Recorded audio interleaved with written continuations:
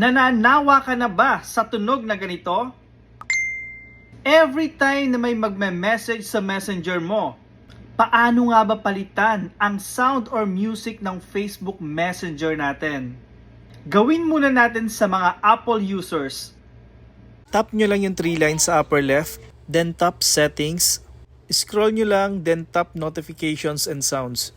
Scroll up lang, then tap Text Tone.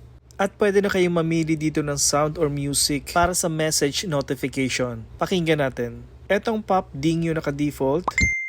Check natin yung iba.